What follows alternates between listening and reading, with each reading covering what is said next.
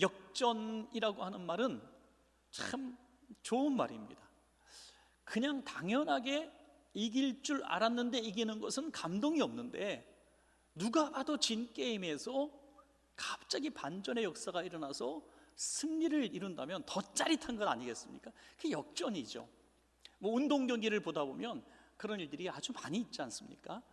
이를테면 뭐 5경기를 세트를 하는데 내일이 2세트 지다가 뒤에 세트를 딱 이길 수가 있고요. 아주 오래전에 축구 경기를 이렇게 텔레비전에서 봤는데, 이제 한 골 지고 있는데 그 연장 시간 뭐 1, 2분 밖에 남지 않으니까 벌써 관중들이 실망해 갖고 막 나가는 거예요. 그런데 그 마지막 몇 초 남기고 골이 걸렸어요. 그래가지고 설마 했더니 연장전에서 역전을 해버리더라고요. 뭐 이런 일들은 너무너무 많이 있어서 뭐 설명하지 않아도 다 보셨을 겁니다.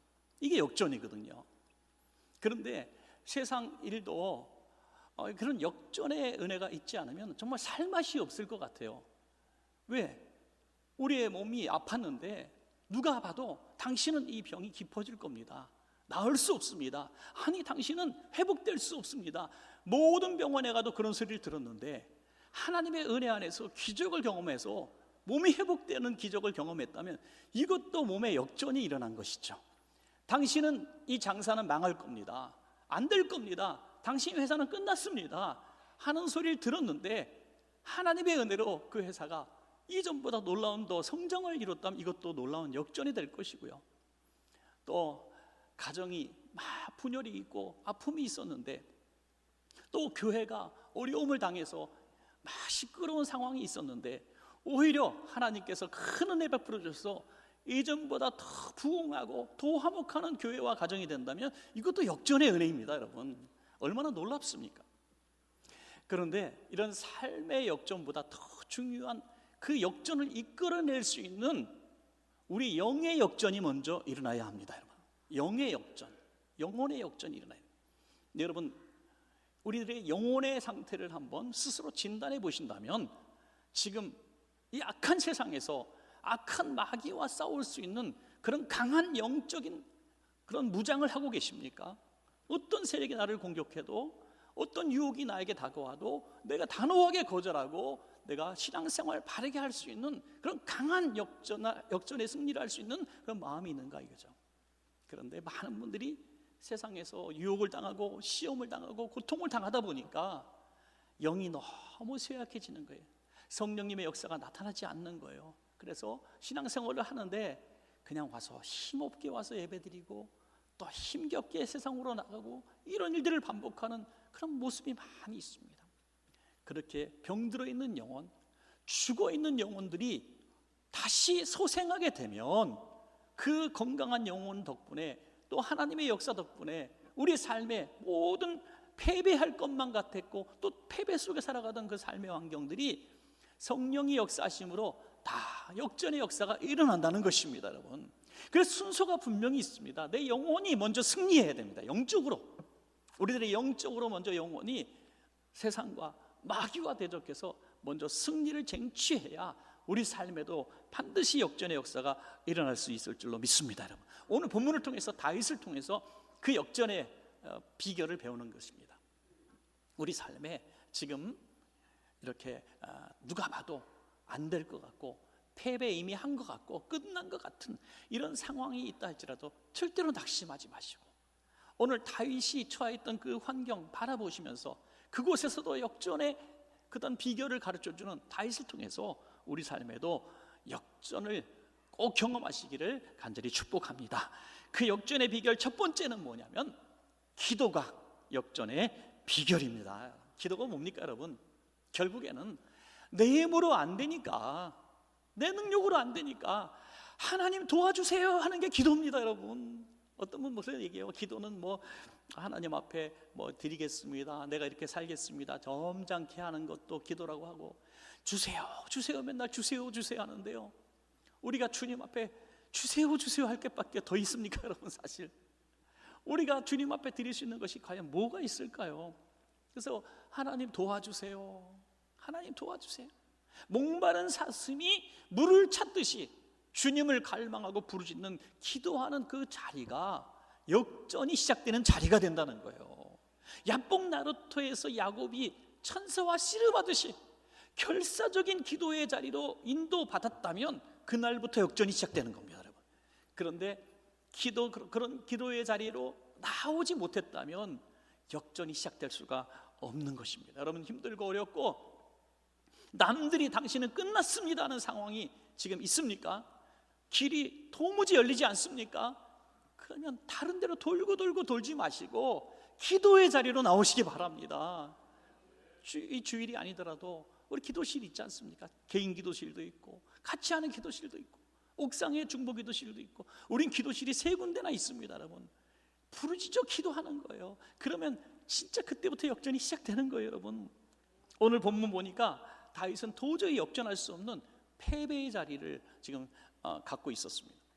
이제 사울 왕을 피해서 블레셋 땅으로 피신해서 잠시 지내다가 이제 1년 좀 넘어서 이제 이 블레셋과 조국 이스라엘이 전쟁을 하게 되는 이런 곤란한 상황을 맞닥뜨리게 됐는데, 이제 블레셋 왕 이 아기스라는 사람이, 가드 왕 아기스라는 사람이, 야, 너 내 수하에서 내 땅에서 살고 있으니 너도 우리 백성이니 이스라엘과 전쟁하러 가자 그러는 거예요. 여러분, 조국 백성들에게 칼을 대려고 지금 어쩔 수 없이 끌려서 참전하게 된 거예요. 얼마나 기가 막힌 상황입니까? 그런데 이 블레셋 땅은 5도시가, 큰 도시가 있습니다. 그래서 이 5도시에 각각 왕이 있어요. 그래서 이 5도시의 왕들이 연합해서 블레셋 연합을 이룬 것입니다. 그 한 왕 아기스, 가드 지역의 이 왕이었던 아기스는 이제 상당히 호의적이었고 또 다윗 일행을 자기 수하의 장수들처럼 부려먹으려고 했던 거죠. 그런데 다른 지역의 왕들이 다윗을 의심하는 겁니다. 다윗은 뒤통수에 우리가 와서 칼을 댈 수 있는 사람이다, 저는 이스라엘 사람이 아니냐 해서 사흘길 갔다가 돌아왔습니다. 돌아왔더니 이 다윗이 있었던 이 블레셋 가드 사람 아기스 왕의 지역에 속한 작은 도시 시글락이라는 곳에 이제 마을을 이루고 살았는데, 그 마을을 이 블레셋이 아닌 아말렉 족속, 또 타종 쪽이 와서 공격을 한 거예요. 그래서 자식들을 다, 또 아내들을 다, 뭐 나이가 많건 적건 모든 여인들을 다 잡아가, 남자들이 전쟁터에 나간 사이에 다 불사르고 가져가. 여러분, 당시에 연약한 여인들을 포로로 끌어갔다면 얼마나 비참하겠습니까? 인권이 어디 있겠습니까? 아주 참혹한 처지가 됩니다. 그러니까 이 남편들이, 또 아버지들이 너무 가슴이 아픈 거예요. 자기가 전쟁터에 잠시 나간 타에 지켜주지 못한 것에 대해서 너무 가슴이 아픈 거예요. 통곡하고 소리내서 울다가 이거 막 화가 나니까 어디다 분노를 표출해야 되니까 다윗을 향해서 돌을 들어 다윗을 죽이려고 하는 이런 상황입니다. 이게 본문의 배경입니다. 여러분, 이럴 때 다윗은 깨달았습니다. 이 모든 일이 어디서부터 잘못됐는가? 내가 살아보려고, 이 백성을 또 잘 살려보려고 내가 지금까지 몸부림쳤는데 이게 도대체 이런 결말을 맞게 되는구나. 내 인생은 끝났구나. 이 백성도 끝났구나. 참혹한 마음, 참담한 마음을 가지고 있을 때 깨닫게 된 거예요. 아, 내가 기도하지 않았구나 하는 것을 이때 깨달은 거예요. 여러분, 다윗은 기도의 사람입니다. 기도의 사람. 그래서 이 사무엘이 사울 왕을 이어서 왕이 될 사람을 뽑으러 이 집에 들어갔을 때 하나님께서 말씀하셔요. 이 사람은 내 마음에 합한 사람이다. 합한 사람. 외모로 볼 때는 왕될 자격이 보이지 않는데 그 마음이 하나님의 마음에 꼭 맞는 사람이라는 거예요. 하나님의 마음이 내 마음이고 내가 하나님의 마음이 같다면 이거는 도대체 어떤 방법을 통해서 이렇게 가능할까요? 기도입니다. 영적인 교제예요. 늘 하나님과 소통하다 보니까 하나님의 마음을 알게 되는 거예요. 여러분, 이거 굉장히 중요한 진단이 될 수 있다고 봅니다. 무슨 일을 할 때, 어떤 말을 하려고, 어떤 결정을 할 때에 하나님은 어떻게 생각하실까라는 것이 전혀 깨달아지지 않는다면 지금 하나님과 기도로 소통하지 않고 있고 오랫동안 기도의 관계가 끊어진 탓일 수도 있습니다. 그러나 평소에 기도로 항상 소통하는 성도는요, 순간순간 하나님의 뜻이 깨달아집니다. 여러분, 하나님의 뜻이 깨달아져요. 지금 이런 말을 하려고 하는데 성령님이 야, 지금 잠깐 기다려봐, 말하지 마. 순간순간 하나님이 하나님 알겠습니다 하고 입을 딱 다물게 되죠. 선택하고 회사를 바꾸고 이사를 가고 사람을 만나고 모든 일 가운데 하나님의 마음에 합한 사람은 하나님의 뜻대로 순종하는 사람인 것을 믿으시기 바랍니다. 그러니까 이 골리앗이 이제 이스라엘을 공격하고 침공했을 때 왕도 장군들도 다 무서워서 벌벌 떠는데 다윗이 나가서 싸우려고 합니다. 형들도 말리고 또 왕도 말리고 군사들도 말렸습니다. 그런데 나가 싸웠습니다. 왜요? 이유는 하나입니다. 하나님이 지금 너무 슬퍼하시는 것을 알았던 거죠. 그가 하나님을 모욕했습니다. 하나님의 이름을 모욕하고 하나님의 백성들을 멸시했습니다. 아무도 나가지 않아요. 그런데 다윗은 하나님의 마음을 본 거예요.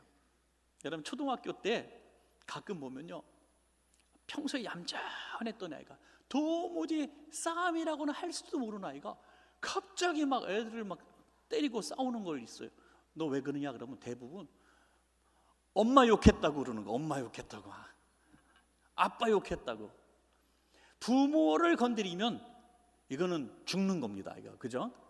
이 마피아 조직도 가족은 안 건드리는 거예요. 그런데 이 가족을 건드렸을 때는 이 어린아이도 어디서 힘이 났는지 싸우는 거예요. 이게 가족이고 이게 사랑 아니에요? 누가 하나님을 모욕하고 교회를 모욕하고 성도를 멸시하고 그런 발언을 해도 전혀 가슴이 아프지 않다면 이건 문제가 있는 거죠. 그런데 이 다윗은 일어서 나가서 하나님을 모욕하는 저를 내가 쳐서 죽이겠다는 거예요. 그래서 결국 승리를 얻었던 하나님의 사람이에요. 그런데 지금은 기도가 멈추어졌습니다. 사울 왕에게 쫓겨서 하도 돌아다니다 보니까 어느 날 고민을 하게 돼요. 맞아, 이 사울이 다스리는 땅에서는 내가 피할 곳이 없구나. 나를 숨겨주는 사람도 다 나중에 색출을 당해서 나 대신 죽임을 당하니 이곳엔 내가 있는 것이 민폐구나 하면서 묘안을 하나 내죠. 적지로 가면 되겠구나, 적지로. 그래서 이제 국경을 넘어서 블레셋으로 가게 된 거죠. 사무엘상 27장 1절에 다윗이 그 마음에 생각하기를 내가 후일에는 사울의 손에 붙잡히리니 블레셋 사람들의 땅으로 피하여 들어가는 것이 좋으리로다. 사울이 이스라엘 온 영토 내에서 다시 나를 찾다가 단념하리니 내가 그의 손에서 벗어나리라 하고, 인간적인 생각대로 그는 결정했고 1년 4개월 동안 아무 일도 일어나지 않았습니다. 그리고 사무엘상 또 한 구절을 읽어보면 사울이 그때부터 다윗 찾기를 단념했더라는 말씀이 나와요. 그러니까 이 다윗은 대단히 인간적으로는 똑똑한 결정을 한 건데 지금 이런 사태가 벌어진 거예요. 이런 사례가 벌어지지 않았다면 다윗은 이런 생각했어요. 야, 내가 머리가 좋구나. 내가 진짜 이 나를 따라와서 사울 왕에게 쫓겨다니는 이 600명과 이 가족들, 이 1000명이 넘는 가족들을 내가 이렇게 보존하고 내가 지켜주는 대단한 사람이구나 착각했을 겁니다. 그런데 이런 끔찍한 패배의 순간을 맞이하게 됐을 때 그는 깨달은 거예요. 야, 내가 하나님께 기도하고 결정하지 않고 내가 인간적인 방법으로 하나님께 피하지 않고 이 적군 블레셋 아기스 왕의 밑에 내가 들어가서 사람에게 피했구나 하는 것을 깨달았다는 거예요. 여러분 기억하십시오. 사람이 큰 산처럼 보여도 사람을 의지하는 자는 반드시 실망하고 패할 날이 옵니다. 하나님만 의지하면 하나님이 도와주십니다. 여러분. 그래서 이런 끔찍한 상황이 벌어졌을 때에 비로소 깨닫게 된 거예요. 여러분, 이 더구나 기가 막힌 것은 다윗이 또 어디를 가든지 또 다른 데를 갔어야지 하필이면 가드 땅으로 들어갑니다. 가드 땅. 아기스랑 평소에 뭐 친했는지 어쩐지 모르겠지만 아기스가 보호해주겠다는 약속을 믿고 가드 땅에 들어갑니다. 가드가 어떤 땅입니까, 여러분? 이스라엘을 침공했던 족속이 가드 족속입니다. 그리고 블레셋 장군이 이 골리앗 장군이 바로 가드 사람입니다, 여러분. 이 골리앗 장군이 가드 사람인데 그 골리앗을 죽인 이 다윗이, 이스라엘의 영웅이 된 다윗이 그 가드 사람 왕 밑에 도망을 간 거예요. 이게 있어서는 안 되는 일이 벌어진 겁니다. 참 이해도 되지 않는 일이죠. 그래서 그곳에 가서 하나님을 믿지 않는 사람들 속에서 오히려 우상 숭배자들 사이에서 지내게 되었다고 하는 것이죠. 여러분, 이제 다윗은 끝났습니다. 영적으로도 죽었고 선택도 잘못했고 백성들로부터도 죽임을 당할 것 같고 아내도 잃어버리고 이제는 희망이라고는 하나도 보이지 않는 그때에 놀라운 반전의 역사가 일어나죠. 역전의 역사가 일어납니다. 그가 여호와 하나님 여호와를 힘입어 용기를 얻었더라 그래요. 이 순간에 용기를 얻게 된 순간이 뭘까? 하나님 도와주세요 라고 기도한 줄로 믿습니다. 하나님 지금 사방팔방 다 이 길이 보이지 않습니다. 이제 죽는 것밖에, 그래 조용히 죽자, 지금 그런 상황 가운데서 하나님 한 번만 도와주세요, 제가 잘못했습니다 할 때 하나님께서 그에게 먼저 용기를 주셨다는 거예요. 그때 다윗이 이제 기도합니다. 사무엘상 30장 7절에서 8절, 다윗이 아히멜렉의 아들 제사장 아비아들에게 이르되 원하건대 에봇을 내게로 가져오라. 아비아들이 에봇을 다윗에게로 가져가매 다윗이 여호와께 묻자와, 이제 비로소 기도를 합니다. 묻습니다. 이르되 내가 이 군대를 추격하면 따라잡겠나이까 하니 여호와께서 그에게 대답하시되 그를 쫓아가라. 내가 반드시 따라잡고 도로 찾으리라. 아멘. 확실한 응답을 받게 됩니다. 전에는 자기 묘한 자기 생각으로 결정하고 이 이스라엘 땅에서 블레셋 땅으로 넘어왔었는데 이제는 추격하는 이 문제까지 당연히 가야 되는 거 아닙니까 여러분? 자기 처자식이 잡혀갔는데 칼 들 수 있는 백성이 600명이나 있는데 군사들이 그냥 가만히 있는 게 말이 됩니까? 어디든지 막 가야 돼. 이게 당연한 거예요. 가지 말라 그러면 지금 돌에 맞아 죽을 겁니다. 그런데 그것조차 여쭤봤다는 거야 하나님 앞에. 다시 다윗으로 돌아간 거예요. 기도의 사람으로 돌아온 것입니다. 왜? 고난이 우림과 둠빔이라고 하는 이 어떤 결정하는 어떤 도구인데요, 이것을 통해서 하나님께 여쭐 때 하나님의 이런 생생한 응답을 받게 된 것이죠. 여러분, 기도하면 하나님이 반드시 길을 인도하실 것입니다. 그 인도하시는 길을 찾게 되면 반드시 또 역전의 역사가 일어날 줄로 믿습니다. 그러므로 어떠한 실패의 자리, 내 실수와 내 죄로 인해서 어그러지고 깨어지고 돌아갈 수 있는 길이 다 막혔다 할지라도 부르짖는 다윗과 같은 기도만 있다면, 주님 앞에 영이 먼저 회복될 수 있다면 삶에도 역전은 반드시 일어날 줄로 믿습니다. 두 번째, 온유가 역전의 비결입니다. 온유. 여러분, 온유가 도대체 이 전쟁터에서 무슨 의미가 있을까요? 보통 사람들은 이 다윗과 같은 상황을 만나면 분노하게 됩니다. 사람들은 다 분노했잖아요. 그래서 다윗이 죄가 아닌데도 다윗을 죽이려고 합니다. 여러분, 다윗이 자기들 지금 1년 4개월 동안 안전하게 지켜준 사람입니다. 다 사울 왕에게 쫓겨다녔던 사람들, 불쌍한 사람들 다 불러 모아서 한 무리를 이룬 겁니다. 그러니까 다윗이 얼마나 고마운 사람이에요. 그런데 그의 지도자를 돌로 쳐서 죽이려고 그러니까 잘하면 자기 공이고 못하면 지도자 탓이라는 거죠. 여러분, 이게 분노가 길을 다 막습니다. 분노가 일을 망칩니다. 어떤 축구 선수가 상대편 축구를 하는데 자기 실책으로 자책골을 넣었어요. 뭐 그럴 수도 있죠. 그런데 극렬 팬이 테러를 했다. 그 팬을 죽여, 그 운동선수를 살해합니다. 여러분, 이게 운동 스포츠 경기에서 실책골을 한번 넣었다고 살해를 해요. 이게 세상 사람들의 분노입니다. 무조건 누군가를 향해서 지금 분노를 표출해야 속이 시원하고 그게 잘하는 일인 줄 알아요. 집안에서 큰 문제가 일어나면 자식들은 부모 잘못이라고, 부모는 또 서로 부부 잘못이라고, 또 자식 잘못이라고, 파정이 그래서 깨어지는 거예요. 회사에서도 그렇고 나라도 그렇습니다. 교회도 그렇습니다. 그런데 한 사람, 다윗은 온유한 사람이었습니다. 여러분, 그 분노의 현장에서 다 자기를 향해서 도르려고 하는 현장에서 다윗은 그들을 향해서 저주하지 않습니다. 공격하지 않습니다.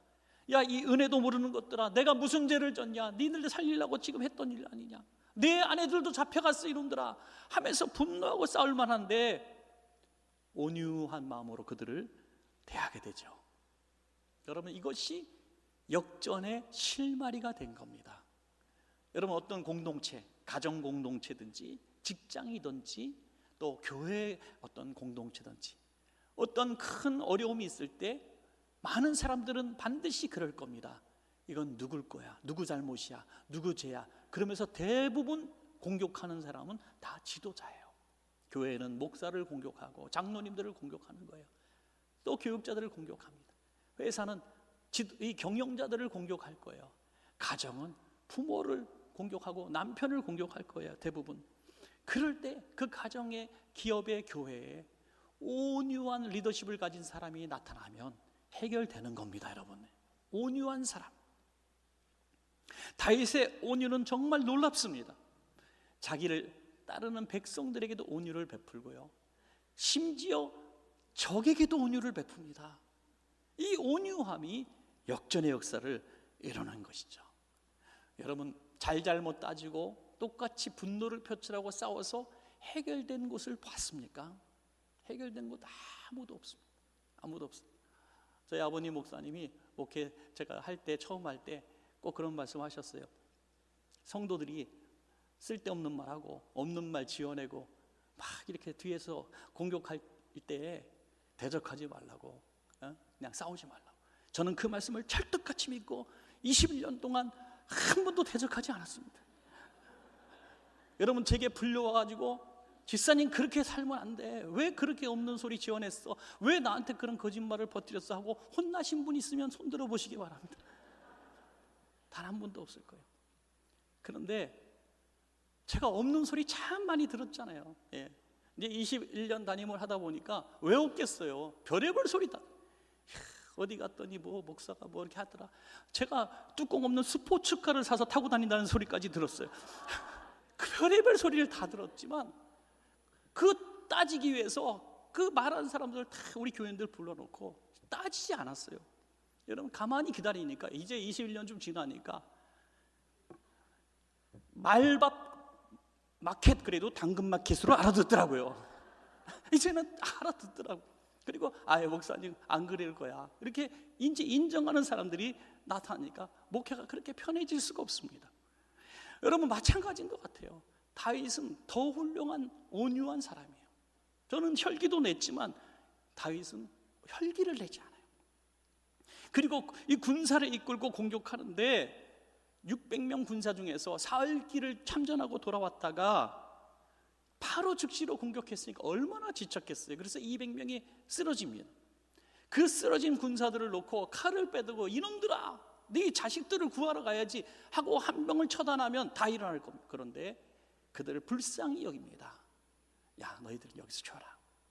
하나님이 400명만 가지고도 우리에게 승리를 주실 거야.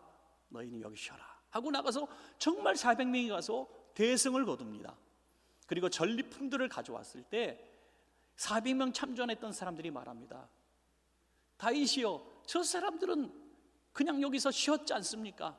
처자식들은 돌려주지만 전리품은 저 사람들에게 주지 맙시다라고 건의합니다. 그때 다윗이 말합니다. 저들을 불쌍히 여기라는 거예요.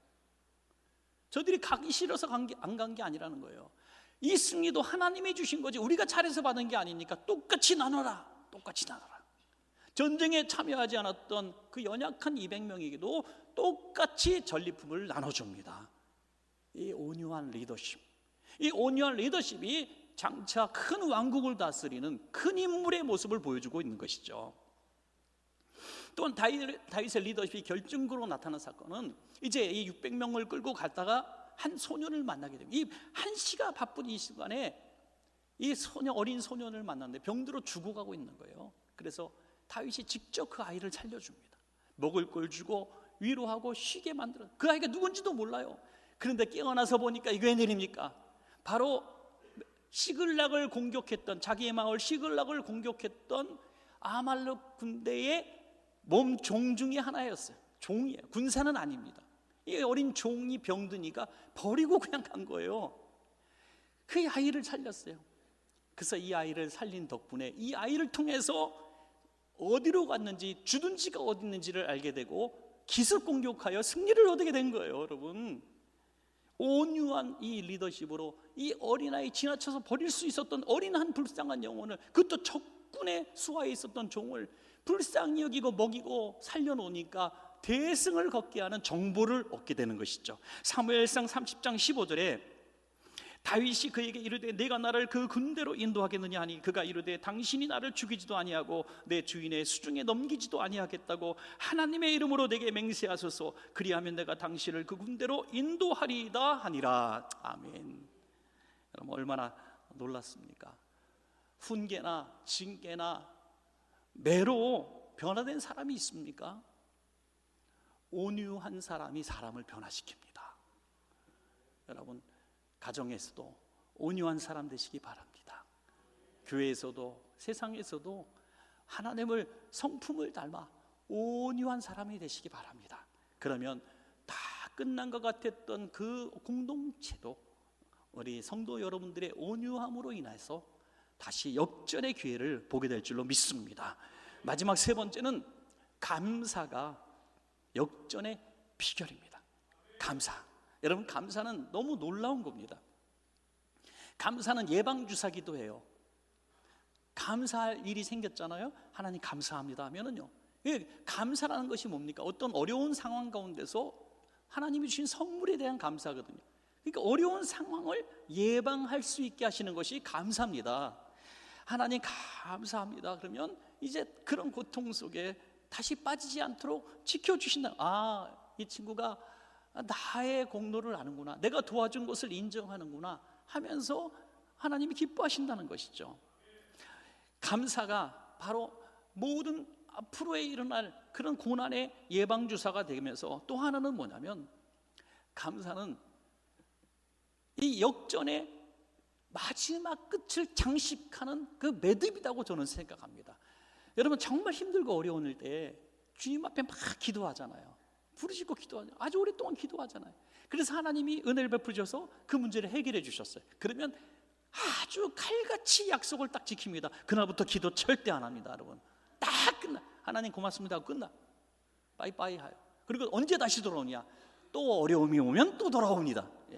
그래서 하나님이여, 우리 성도님들이 어려움이 끊어지지 않게 하여 주시옵소서. 제가 그렇게 기도하면 성도님들이 계속 모일 거예요. 그러니까 먹을 거 많고 등이 따지고 배부르고 걱정이 없으니까 텅텅 빈 교회들이 돼가는 거예요. 그래서 하나님은 감사할 줄 아는 사람은 계속 문제를 안 주셔도 하나님 앞에 계속 충성합니다. 이런 삶을 살기를 축원합니다. 여러분, 이 감사는 어떻게 표현합니까? 다윗은 이 감사를 하나님이 기뻐하시는 일에 사용합니다. 주신 그 모든 전리품들이 자기의 수고로 얻은 것이라고 생각하지 않았습니다. 우리는 다 죽은 것 같았고 망한 것 같고 희망이라고는 전혀 보이지 않았던 상황 아닙니까? 근데 하나님이 하신 거거든요. 하나님이 이루신 모든 일들에 대해서 하나님이 주신 전리품들을 자기만 누릴 수가 없었던 거예요. 그래서 하나님 어떻게 할까요? 기도하다가 이 전리품들을 엄청난 곳들에 다 보내는데요, 그 성경이 사무엘상 오늘 30장 26절에서 31절까지 기록을 보시면 잘 나와 있습니다. 거기 보면 베델, 남방, 라못, 약딜, 아로엘, 신봇, 에스드모아, 라갈, 여라무엘 사람들의 성읍들, 겐 사람의 성읍들, 호르마, 보르와산, 아닥, 헤브론 등에 보냅니다.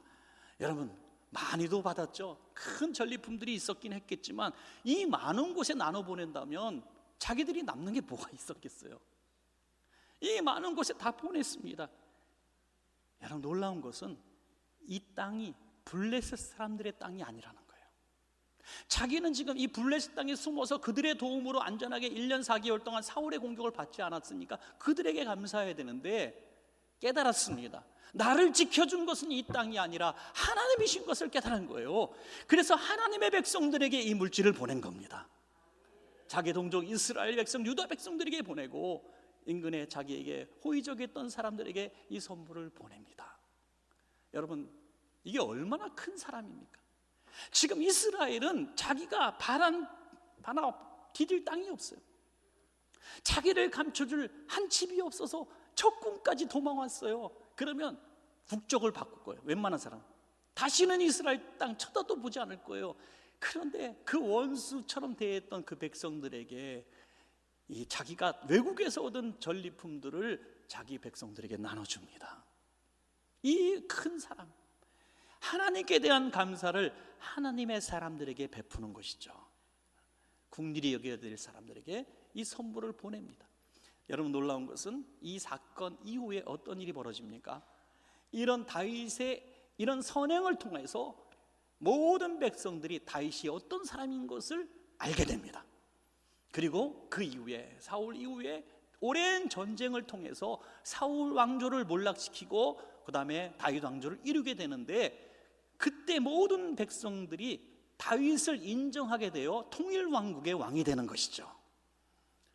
미리 베풀었던 선행이 자기의 리더십으로 돌아오게 되는 것이죠. 평소에 잘해야 되는 거예요. 평소에 베푼 사람은 어려움이 왔을 때 돕는 사람들이 많이 있는 겁니다, 여러분. 평소에 자, 옆에 있는 사람 보시면서 우리 한번 평소에 잘합시다. 아멘. 뭐 나한테 잘해라 그런 뜻처럼 보이지만 평소에 잘해야 돼요. 평소에 아무 이유 없이 베푸시고 아무 조건 없이 베푸세요. 근데 그 받아보지 못한 사람은요, 오늘 식사 한번 할까요? 밥 사주면. 오늘 밥을 사는 저희가 무엇입니까? 나한테 뭘 원하십니까? 이런 사람 진짜 까다로워요. 그냥 밥 한 끼 사는데 뭘 목적이 있고 이유가 있습니까? 그냥 밥 한 끼 사는 건데, 그냥 베푸는 건데. 이렇게 베푸는 것이 바로 다윗의 마음이고 감사의 마음. 우리 어떤 성도님은 정말 큰 죽을 병에서 살아나셨어요. 다 당신은 죽습니다, 당신은 장애를 가질 겁니다 했는데 완전히 완벽하게 회복됐어요. 그런데 이분의 삶이 변화된 거예요. 이제는 베푸는 삶, 선교하고 구제하고 나누는 삶을 너무 잘 살아요. 조금만 마음이 이제 좀 흐트러지면 다시 생각하는 거예요. 나는 죽을 수밖에 없는 사람, 장애로 살 수밖에 없는 사람이 이게 살아났으니까 나 이렇게 허투루 살면 안 돼. 하나님의 기쁨이 돼야 돼. 자꾸 되뇌인다는 거예요, 여러분. 어떤 성도님은 가게를 하는데 11조를 당연히 하나님 앞에 드리면서 또 물건을 11조로 뗍니다. 파는 물건에 11조를 떼서 구제로 나눠주는 분도 있어요. 여러분, 우리 왜 이렇게 좋은 분들이 많아요? 여러분, 우리가 하나님께 감사하다면 하나님의 긍휼히 여기는 사람들에게 감사를 표현하십시오. 여러분, 나누십시오. 이게 하나님께 감사하는 거예요. 하나님 감사해요, 하나님 감사해요 하면서 사람들에게 너무 박하게 대하고 계산적으로 대하고, 그러면 나한테 잘해준 사람한테만 잘하고 나한테 조금 서운하게 한 사람은 원수처럼 여긴다면 하나님께 진짜 감사하는 삶이 아닙니다. 하나님께 감사하는 마음으로 내 양을 먹이라 하신 것처럼 눈에 들어오는 불쌍한 사람들, 하나님이 불쌍히 여기는 사람들을 우리가 긍휼히 여기는 것이 하나님께 감사하는 방법이 될 줄로 믿습니다. 말씀을 맺겠습니다. 불타는 시글락에 있었던 다윗과 같이 이제 내 인생은 끝이다, 희망이 없다, 내가 선택한 잘못이야, 이거는 내가 진짜 세상 말로 운명이야, 나는 이제 그냥 이렇게 살다가 죽는구나 라는 그런 상황에 오늘 있다 할지라도 여러분, 오늘 말씀을 통해서 분명히 믿으십시오. 우리에게는 역전의 기회가 있습니다. 기도로, 온유로, 감사로 역전의 주인공 되시기를 주님의 이름으로 축복합니다.